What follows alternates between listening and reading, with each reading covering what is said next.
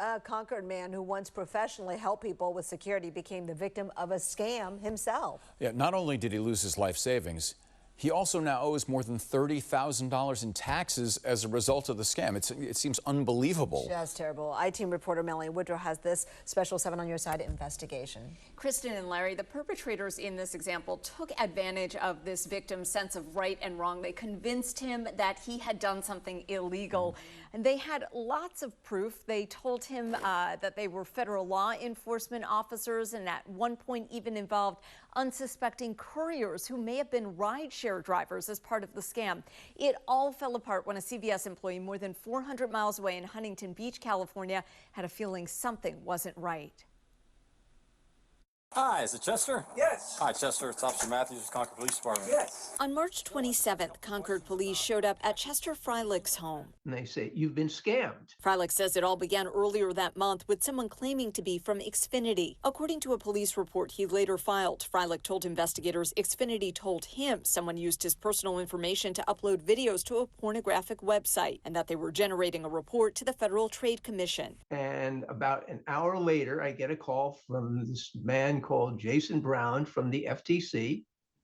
And he informs me that I'm under investigation for wire fraud. And he lists all the credit cards I've had in 40 years. Freilich says Agent Brown also told him someone rented an apartment in Texas in his name and that the FTC didn't believe he'd made those transactions. To help him, they would move all his money to a secure account. And the scam continues. After a couple of days, they have me withdraw more money.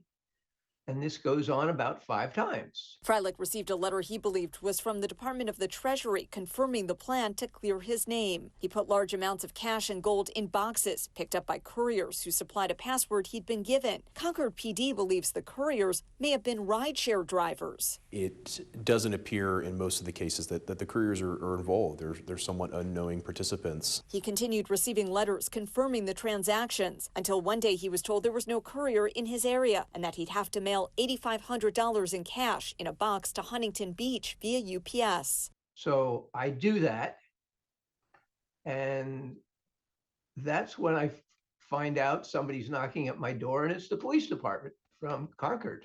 So I just had a couple of questions about a package situation that had everybody kind of confused, and hopefully we can get it all sorted out. Okay. It turns out UPS delivered the package to a Huntington Beach CVS, where Concord PD says 2 people showed up to pick it up with photos of an ID rather than an actual ID. I think it rang enough bells for the employee to deny the package. Unfortunately, even with both Huntington Beach police and Concord police involved, Freilich didn't get the $8,500 back. That final package is now missing. I lost the $8,500 plus all my life savings. In total, nearly $200,000. They were able to get into my computer. They knew everything about me. Having that information is somewhat mission critical for them to be able to convince someone that they are legitimate. On top of his loss, Freilich says because he cashed out CDs and an IRA, he anticipates owing more than $30,000 in taxes. The IRS told him if he can't pay it off, they'll put a lien on his house. It's frustrating for them and it's frustrating for us because it just doesn't seem to stop. It's one problem after another, after another, after another. The last thing in the world I want to do is be out on the street.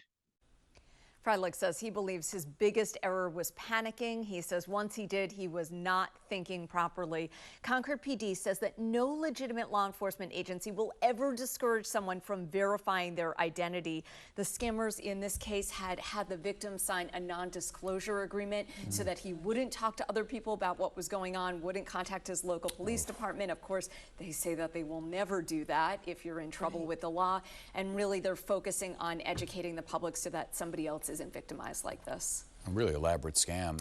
Yeah, and I've heard before from the BBB, it's totally separate agency, of course, but say, take a beat. When something doesn't seem, just whatever it is that you want to jump and rush to and fix it, take a beat. Yeah, he was really concerned. They told him he was breaking the law, or someone posing as him was breaking the law, and so they were appealing to his sense of right and wrong. We get it. And nowadays there's so much of our personal information that's available and online that people can manipulate you. So just beware. Thank you, Mel. Thanks for